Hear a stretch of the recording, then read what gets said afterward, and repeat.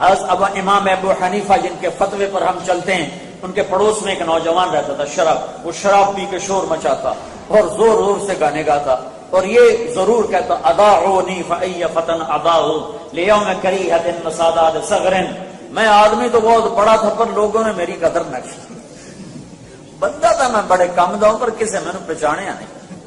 یہ شعر روز پڑھتا تھا۔ ایک دن وہ شراب پی کے شور مچا رہا تھا تو باہر سے پولیس افسر گزرا، اس نے دیکھا کہ ابو حنیفہ کا پڑوسی اور یار، اس نے گرفتار کر کے جیل ڈال دی۔ 2-3 دن گزر گئے، اس کی آواز نہیں آئی، تو امام صاحب نے کہا وہ ہمارے پڑوسی کی آواز نہیں آتی، وہ کدھر؟ وہ پولیس پکڑ کے لے گئی۔ اچھا، تو تھانے پہنچ گئے۔ وہ تھانے دار اس زمانے میں پتہ نہیں کیا کہتے تھے، آج کی زبان میں کہتا ہوں، تو اس نے پولیس اسٹیشن والے سے کہا بھائی وہ ہمارا ایک پڑوسی آپ پکڑ کے لائے تھے، اس کو آپ چھوڑ دو۔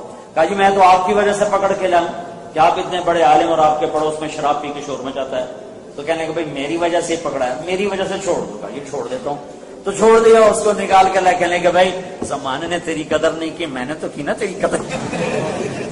اس نے ایسی شراب سے توبہ کی کہ پھر اس کو ہاتھ نہیں لگایا۔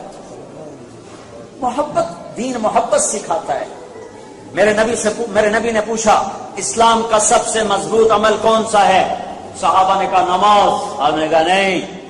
صحابہ نے کہا جہاد، آپ نے کہا نہیں۔ صحابہ نے کہا حج، آپ نے کہا نہیں۔ صحابہ نے کہا روزہ، آپ نے کہا نہیں۔ صحابہ نے کہا صدقہ، آپ نے کہا نہیں۔ کہ پھر آپ ہی بتائیں؟ تو آپ نے فرمایا اسلام کا سب سے مضبوط عمل آپس میں اللہ کے لیے محبت کرنا ہے۔ ایو الاسلام اوثق،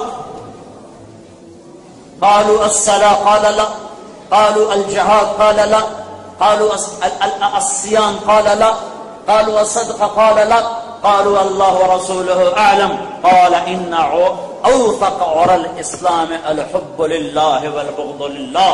اسلام کا سب سے مضبوط عمل آپس میں محبت کرنا ہے۔ ادھر دیوبندی بریلوی بن کے نہ رہنا، ادھر شیعہ سنی بن کے نہ رہنا، یہاں امتی بن کے رہنا، مسلمان بن کے رہنا، ورنہ میرے نبی کی زندگی کو ذبح کرنے والے بنو گے۔ تو اپنے نبی کی معاشرت سیکھو کہ میرے نبی گھر، یہ تو پڑوسی کا حق بتا ہے، پڑوسی۔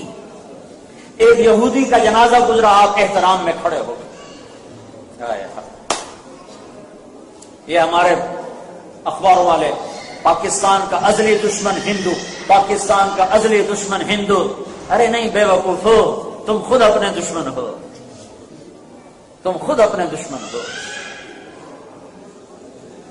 تو ادھر ادھر کی نہ بات کر، یہ بتا کہ قافلہ کیوں لٹا، مجھے رہزنوں سے گلا نہیں، تیری راہبری کا سوال ہے۔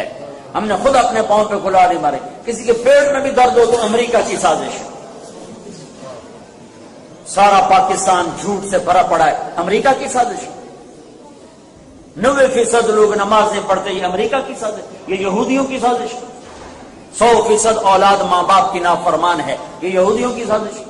سارے بینکوں میں مسلمانوں کا پیسہ سود پہ پڑا ہوا ہے، یہ امریکہ کی سازش ہے۔ ڈیفنس میں ہر چوتھے گھر میں مجرا ہو رہا ہوتا ہے، یہ امریکہ کی سازش ہے۔ شراب چلتی ہے، زنا چلتا ہے، یہ یہودیوں کی سازش ہے۔ یہ اپنے پاؤں پہ خود کلہاڑی مار رہے ہیں۔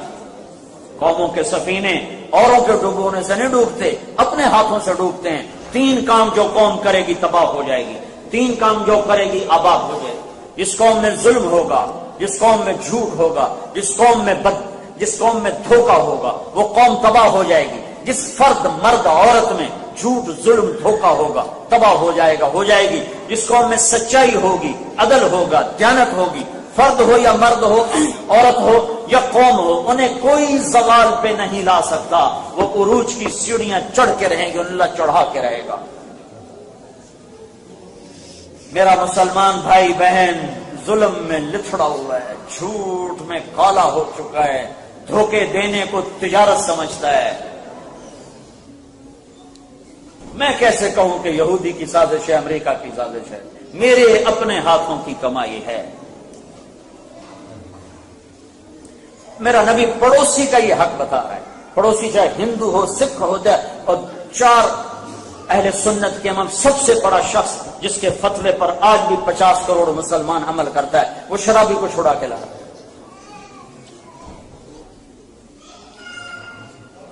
میرا دین نفرت نہیں سکھاتا۔ جب پڑوسی کے ساتھ یہ حال ہے تو ماں باپ کے ساتھ کیا ہوگا، بھی بچوں کے ساتھ کیا ہوگا۔ میرے نبی نے فرمایا اگر میری ماں زندہ ہوتی تو لوگ دیکھتے میں عشاء کی نماز پہ مصلی پر ہوتا اور میں سورۃ فاتحہ پڑھ رہا ہوتا اور ادھر سے میری ماں کہتی محمد، تو میں اس کے لیے نماز توڑ دیتا۔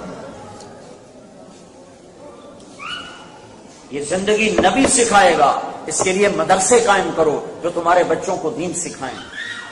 پھر اپنے پاؤں پہ کھڑا ہونے کے لیے تمہیں دنیاوی علم کی ضرورت ہے، اس کے لیے اپنے اسکول بناؤ جس میں تمہارا اپنا اسلامی ماحول ہو، تو تمہارے گھر میں ایمان کی فضا ہو۔ اس کے لیے تبلیغ میں نکلو تاکہ تمہیں پتہ چلے کہ زندگی گزارنے کے آداب کیا ہیں، طریقے کیا ہیں، سلیقہ کیا ہے۔ آپ نے فرمایا عمر، کس کو کہہ رہے ہیں عمر، کس کو کہہ رہے ہیں علی، علی عمر، مقرب ترین صحابہ۔ میرے بعد کوئی نبی ہوتا تو عمر ہوتا۔ علی جنت میں تیرا گھر میرے گھر کے سامنے ہے، ان کو کہہ رہے ہیں۔ تمہارے زمانے میں ایک شخص آئے گا، اس کا نام ہوگا اویس، اس کا قبیلہ ہوگا عامر، اور اس کا خاندان ہوگا قرن، اس کا رنگ ہوگا کالا، قد ہوگا درمیانہ، آئے گا وہ یمن سے۔ جب آئے تو تم نے اس سے اپنے لیے دعا کروانی ہے۔ عمر علی کو ان کی دعا کی ضرورت ہے؟ سارے تابعین اکٹھے ہو جائیں ایک صحابی کے بال کے برابر نہیں، تو عمر علی کو کوئی پکڑے گا۔ اور اویس کے بارے میں کہا جا رہا ہے، اویس کرنی، نام سنا ہے نا اویس کرنی؟ اویس کرنی کرن خاندان ہے، عامر قبیلہ ہے، اور ان کا علاقہ یمن میں، میں 2 سال پہلے گیا، میں ان کے علاقے میں گیا، ان کے گاؤں میں گیا جہاں وہ پیدا ہوئے، جس جگہ وہ گاؤں تو متعین نہیں لیکن وہ وادی متعین تھی کہ یہاں اویس کرنی پیدا ہوئے، اور ان کے خاندان کے ایک شخص سے ملاقات بھی میری ہوئی۔ تو آپ نے وجہ کیا بتائی؟ کہ وجہ یہ ہے عمر علی، وجہ یہ ہے کہ جب وہ یوں ہاتھ اٹھاتا ہے تو اللہ خالی نہیں لوٹاتا۔ کیوں؟ کہ اس نے ماں کی ایسی خدمت کی ہے، وہ جب ہاتھ اٹھاتا اللہ کہتا لبیک۔ تہجد، جہاد، نماز، روزہ، حج نہیں، ماں کی خدمت سے۔ حضرت عمر رضی اللہ عنہ خلیفہ بن گئے، ہر سال ڈھونڈے اویس اویس اویس، ملا ہی نہیں۔ ایک سال انہوں نے سارے حاجی اکٹھے کر لیے، حج میں ڈھونڈتے تھے، سارے حاجی اکٹھے کر لیے، کہا بھائی سب کھڑے ہو جاؤ، سارے بیٹھ جاؤ، یمن والے کھڑے رہو۔ دیکھا سارے یمنی بیٹھ جاؤ، بنو عامر کھڑے رہو، تو کھڑے تھے۔ کہا سارے بنو عامر کھڑے ہو جاؤ، کرنی بیٹھ جاؤ، کرنی کھڑے رہو، تو ایک آدمی بچا۔ تو آپ نے تصدیق کی تم کرنی ہو؟ جی۔ عامر سے ہو؟ جی۔ اویس کو جانتے ہو؟ ہاں جی، میرا بھتیجا۔ آپ کیوں پوچھ رہے ہو؟ تو پاگل سا ہے۔ حضرت عمر رونے لگا، کہا نہیں وہ نہیں، تیرا دماغ کو ہلیا لگ رہا ہے۔ تو پوچھا کدھر ہے؟ کہا جی اونٹ چرانے گیا، اونٹ چرانے۔ تو آپ نے علی کو ساتھ لیا، عرفات کو نکل گئے، دیکھا تو اویس ایک کیکر کے نیچے نماز پڑھ رہے ہیں، یہ دونوں جا کے ایسے بیٹھ گئے۔ انہیں محسوس ہوا 2 آدمی آ گئے، تو انہوں نے نماز چھوٹی کر کے سلام کرا۔ تو عمر نے پوچھا کون ہو بھائی؟ کہا جی مزدور ہوں۔ تمہارا نام کیا ہے؟ کہا جی اللہ کا بندہ۔ کہا بھائی اللہ کے بندے تو سارے ہیں، میں وہ نام پوچھ رہا ہوں جو تیری ماں نے تیرا رکھا۔ وہ تو دونوں کو نہیں جانتا تھا، پہلی دفعہ حج پہ آئے تھے۔ وہ کہنے لگے تم کون ہو میرا انٹرویو کرنے والے؟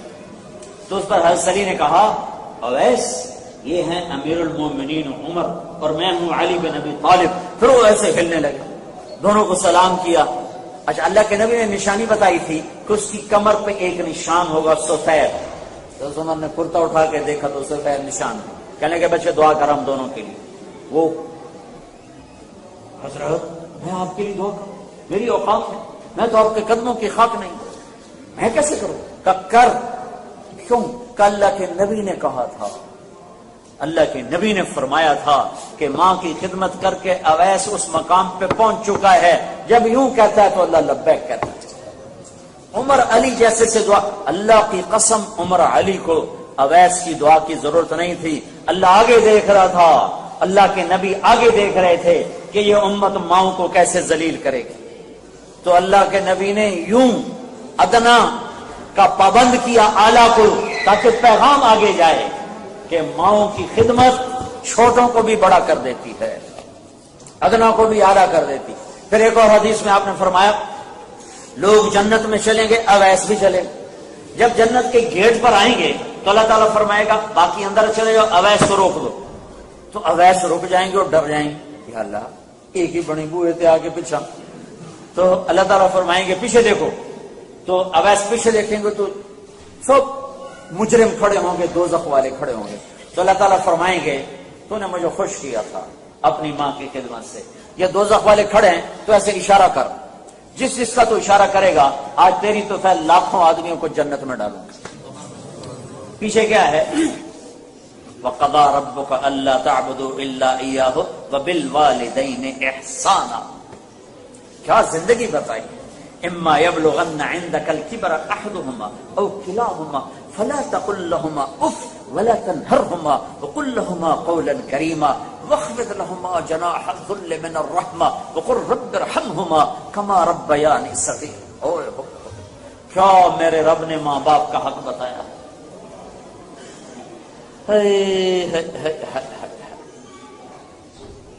ایک آیت کو پیش کرتا ہوں، ایک آیت اس میں، وَاخْفِضْ لَهُمَا جَنَاحَ الذُّلِّ مِنَ الرَّحْمَةِ۔ جناح آدمی کی ید ہوتا ہے، جناح نہیں ہوتا، یعنی بازو ہوتے ہیں، پر نہیں ہوتے ہیں۔ اللہ تعالیٰ کہہ رہا ماں باپ کے آگے پر بچھا دے، میرے کوئی پر ہیں، یہ تمہارے کوئی پر ہیں، اللہ تعالیٰ کہہ رہا پر بچھا دے۔ یہ پر بچھانے کا کیا مطلب ہے؟ میں جب کالج پڑھتا تھا، اسکول پڑھتا تھا تو جب ہم گھر واپس جاتے تو ہمارے گھر کے قریب جنگل تھا، راوی کے کنارے ہم رہنے والے تھے، تو جنگل تھا، جنگل میں ہم شکار کھیلنے جاتے، اپنے ساتھ آٹا، دال، گھی، نمک، نوکر چاکر ہر شے لے کر وہاں جا کے ہم، ایک ہمارا وہاں چاچا سردار ہوتا تھا، اس کا ایک کوٹھا ہم قبضے میں کر لیتے، ہفتہ 10 دن وہاں پڑے رہتے، شکار کھیلتے، تیتر کا شکار ہوتا تھا۔ تیتر کو جب یہ آیت میں کسی تفسیر سے نہیں پڑھ کے بتا رہا، کسی تفسیر میں یہ لکھا بھی نہیں ہے، یہ وہ جو میری زندگی میں ایک تھوڑا سا وقت گزرا ہے وہاں سے میں نے اس آیت کو اخذ کیا ہے کہ جب ہم اس کو فائر کرتے تھے نا تو وہ تھوڑا سا اڑتا تھا پھر گرتا تھا تو یوں اپنے پر پھیلا دیتا تھا اور سر یوں کر دیتا، ٹانگیں پیچھے چلی جاتی تھی اور گویا کہہ رہا تھا جی ہن مینو کو چھڈو، ہن میرا بس کوئی، وہ بھاویں کباب بناؤ تو بھاویں بھون کے کھاؤ۔ وہ گر کر اپنے زبان سے یوں کہہ رہا ہے کہ اب میں ذبح ہونے کے لیے تیار ہوں۔ میں اس آیت کو وہاں سے سمجھا ہوں کہ میرا رب کہہ رہا ہے ماں باپ کے آگے یوں ذبح ہونے کے لیے تیار ہوں۔